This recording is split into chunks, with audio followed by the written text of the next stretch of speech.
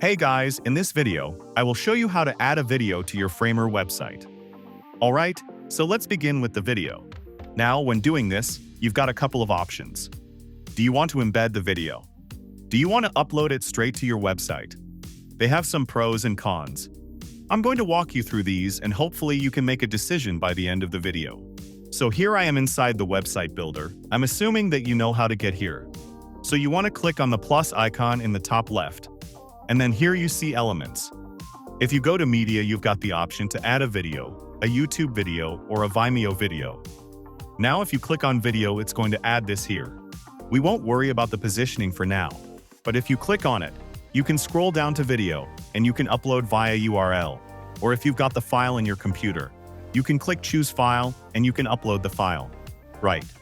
But it's going to ask you probably to upgrade to Pro. And if it's a big file, it's going to slow down your loading time.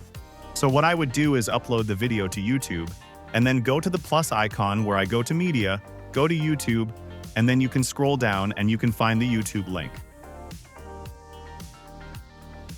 Here, just go to your YouTube channel and copy the URL of the video and come back and paste that URL here. Here is the video. Now we can just go ahead and move this on. If you hold down space, by the way, you can kind of like move the website.